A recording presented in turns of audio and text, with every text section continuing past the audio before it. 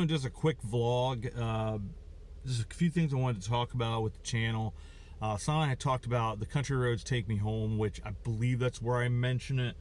I'm gonna start something up because I've been doing the country roads vlog me home and trying to do a vlog that's a little more interesting, if you will. But I also have been trying to do mail time, so I'm gonna do something sort of loosely based off. Jimmy Fallon used to do this series called thank you notes or something like that, and they were hilarious because they'd be thanking like completely random and mundane and just sort of like everyday things, but it was hilarious.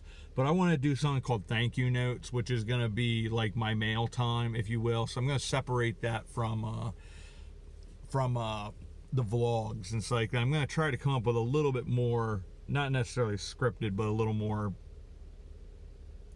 sort of on point, because I do have a habit, like, I know people enjoy it and stuff like that, but like my vlogs sort of bother me sometimes because it's like, this is gonna be short, and then it winds out being like 2 hours and 74 minutes, which would be 3 hours and 14 minutes, but yeah, it sounds more interesting as 2 hours and 74 minutes. But I have a habit of sort of running amok when I start talking, because I do enjoy talking. It's one of my many faults and all that, but so I want to separate those. That was something that I'll mention. That'll be in the video tomorrow. The country roads take me home. I go to Oak Grove, which is west, I believe. Yeah, west. It'd be west of Pine Grove. My grandpa Melton used to do a sales run through there. I have family members that lived out there, and one of my family members talked about how my grandpa Melton used to do a sales run, and he used to bring them like the good old black licorice that is the OG black licorice, and he always had a good memory of that, my grandpa Melton. But so we go through there, and it's a cool trip, and it actually has a cool sort of like what the country roads take me home was meant to be, was sort of what isn't like a set pattern that we're going on, but it actually sort of like, that road looks cool, let's go take that. I've never been on it, let's check it out and see what happens. So that's sort of where the country roads is starting to evolve towards. I'm going to be trying a couple different things too with my technology that I have right now. Once I move over to my laptop and start doing stuff, I want to start doing a couple things that are a little different than normal.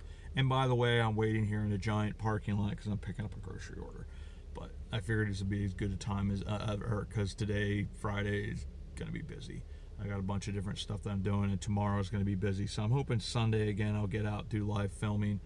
I want to try to get, for the future channel, I want to be getting in the next week, I want to get that story out that Kim sent me, start that new series. There are going to be a couple changes on the videos. I want to try, whether I'm capable of doing it or not, I want to try to figure out how to get a better thing for the hometown historian. I'd like to do where it's a silhouette and not just a picture, and then do the HH, the hometown historian, and it's going to start seeing hometown historian channel presents or something along that line. So it's sort of, the hometown historian channel is now sort of a production company, if you will, producing, just to give it a little bit more of a filtered and professional look. I'm also, the ones at the end, those are going to change, where I have, you know, visit the hometown historian here, Facebook, Instagram, whatever.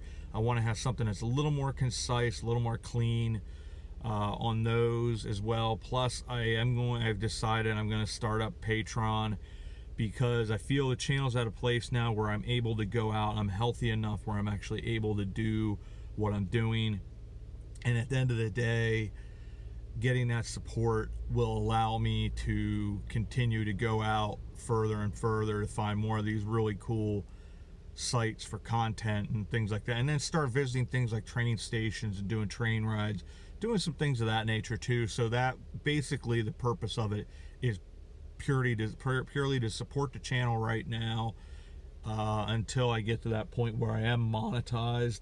But even then, it's just a matter of paying for gas, food when I'm out. If I decide to go a little further abroad, stay in a hotel overnight, motel, whatever, and do some of that, because I'd like to start building on the channel in that regard as well. So I will post that when it's up.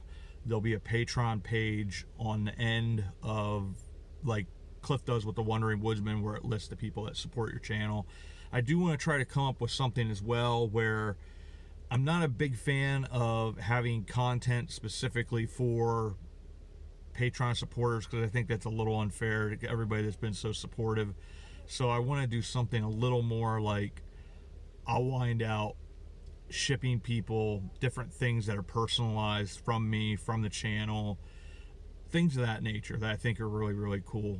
Maybe I'll do something where I pick something up at a location, if there's a gift shop or something like that, and wind out sending it to you, something along those lines. I still have to figure that out. And the merch shop, I'm going to start looking at that a little bit more, try to get something basic started, and then get with my nieces and doing their artwork, because my niece Ella, my younger niece, is going to be doing the more kidsy, folksy art, which will be Let's Get Up to More Adventures and whatnot, for kids merch. And then for the everyday merch for, you know, everybody, my niece Bernard, we call her Bernard, Bethany, will wind up doing that. She's also going to develop the logos and get things a little more professional, and I want to start getting cards, like business cards for that. So if I'm out filming, because I had that when Ralph and I did the Elk County video, I would have liked to have been able to hand a card, and I think it's another way of letting people know the channel's there, it exists. If I get in a conversation with somebody, I can hand them a card and say it's something tangible, something physical that they can hold, and it's a reminder, like, yeah, I want to check this channel out, and get people to check that stuff out a little more, the Instagram and all that kind of stuff. And I'll keep you guys posted as well once I find a site that I want to go through for my photography, for selling that. I'd like to do something where they do like wall art and that type of stuff, because I think that's pretty cool. We'll see. I got to research that a little more, and I'll keep you guys posted as well once certain things get taken care of. I'll probably wind up having a pretty good relationship with a company from Canada. They do menswear, like it's more men's style and fashion, which when you look at me, you're like centaur fashion right there. But I'll probably be having like watches and things like that I'll wind out showing, and then you can get like a discount type code that you go there, and I think they're a really cool company, and it sounds like they'd like to sort of put me as, you know, because of the struggles that I've gone through and continued to fight, they'd like to have me as a centerpiece in that regard of telling my story. So really cool guys, really cool company. So that might be something that's coming up as well with the channel. So there's a lot of opportunities here to explore in that regard, and obviously we have as well probably a couple collabs. I'll have more with Cliff, because I'd like to do here in the fall, I'd like to do one, which I think would be a really good time for it, on the Molly McGuire's up in like Jim Thorpe, Carbon County, Schuylkill County, where that happened. Is a story of major injustice. Sort of like Blue Eyed Six, except they didn't actually do anything wrong. At least that's what it sounds like. And they just basically got railroaded by, you know, the rich, the Iron Dynasty, Coal Dynasty, Railroad Dynasty individuals that sort of set them up to take them down because they wanted to try to unionize for safety and pay and that kind of stuff. Channel wise, for the videos, like I said, that new series, the military one, which I want to come up with the exact name because I'm still not happy with it. I want to tell the story from Kim first, of the 1st Minnesota in the Battle of Gettysburg. It's a story of courage. The Light Brigade, it's similarities there. Like, they knew they were going to go, the Light Brigade knew in that poem, they knew they were going to die. And it was a different type of courage. And these guys, the 1st Minnesota, had a different type of courage. And we'll discuss how it very well, that was one of those moments, a pinnacle in history that may have changed the world and taken it in a completely different direction from where it would have went. Because if they hadn't made that charge and hadn't all agreed to basically sacrifice their lives for the Union, the Confederacy very well may have won. And we may be dealing with a completely different America, which could have completely different approach to what would have happened with the world. World War One, obviously World War Two. If America hadn't been fractured and hadn't been as strong, and there probably still would have been some hostilities, because you think about even to today, there's a lot of bitterness and anger over like Sherman's March to the Sea. So you would think maybe not as willing to work, and who knows what would have happened. So having a strong, unified, united America when it came to World War I, World War II was essential for world peace and for the world that we live in today. So that 1st Minnesota Regiment very well may have changed the outcome of many, and the outlook of the future of the world from that point on. But that's something I want to do. I want to do the Zane Grey House. I'm also, because when Colleen sent that to me, she also sent something about a Roebling. He was a bridge designer. I think he actually was behind, I may be wrong about this, and I'll clarify obviously in the video, but I think his dad was the one that was behind, and he took over the project for Brooklyn Bridge, I believe. But I know they did a number of really famous bridges, but she has something in that as well, so I want to look at that and see what that's about, because I'll probably do that as a separate video and talk about him a little bit. I want to obviously do that hangar video about I forget what his first name is, but the hangar clinic that I go to, and I sort of saw I have a connection to, not only because I go to the hangar clinic today, but because of being partially handicapped. This is an individual who was the first amputee of Civil War, and then wound out designing a prosthetic that allowed him to be, able to move, able to have dignity. And I think that's the biggest thing sometimes. Like, mine is very minor compared to what some people go through, but it still does affect you in a way where it makes it hard to walk, and you're not mobile, and you're not be able to do sometimes. There's times where you feel less than you are, even though that's not the case. It just sort of is what it is. So there's a personal connection there, and I think it's a really cool story, so I want to tell that as well. And then, like I talk about in Country Roads Take Me Home, there are a number of series that I want to get started. We just got the America's Rail Station started up again yesterday with the Minersville Station and Locomotive 113. I'd also like to get the Heroines of Hometown History, Tales of Hometown History started up again. I'd like to also get the Folk Tales, Hometown Folk Tales, that started up again for the 2nd episode. I'd like to get the J.P. Walborn one up for the 3rd episode, and things of that nature. So we got a lot coming up that's really cool. I don't really have a ton of a plan right now what I'm going to do live filming, because it just depends on certain things that happen this weekend. How far I may travel. I may travel up to Mahanoy City. Yeah, I might not be pronouncing that right because it's sort of odd. It's named off of the stream, creek, or river that goes by it. It's actually a Native American, I believe, a Lenape term. They're Delaware Indians. But I'd like to do that, maybe go to Ashland. I'm doing a lot of stuff in Schuylkill County right now because there's just so much cool coal history. May potentially go back to Stover's Dam Park and do a short walk. I'd like to do also in Pine Grove. It's just a simple video and just talk about the Union Canal a little bit. I hadn't gone by it before, but they have Union Canal Park. It's a veterans park, but they have a section of the Union Canal that not real long. It's not as long as over with the Union Canal Tunnel Park, which that may be something I do Sunday as well. It depends if everything's open, which it should be. Try to film that tunnel part 2 for you guys, because I got to do that in the next couple weeks, because otherwise they'll shut down by the end of September. They said depending on temperatures, they may go into the middle of October. So we'll see what happens with that. But anyway, so I got to contact them about picking up the groceries because I'm past that time. One thing I do want to do, Linda, I do mention that I went to the post office to pick up these shoe fittings. They're I have it still in the bag, but you can maybe see there a little bit. I believe Linda got these for Cliff as well, or maybe Cliff got them for himself. But they're cool because they have the things on the bottom of the shoe there. They don't dig into woodens like that, but it's good for me for doing my hiking, especially coming into winter when you get snow. I'd like to do some when there's snow down, simply because it looks so much cooler. So Linda, thank you so much for these. I will be using these. Will come to good use. And not only is it good because it helps you to get through the snow and wetter stuff, but it's also a safety thing for me because my balance isn't as great.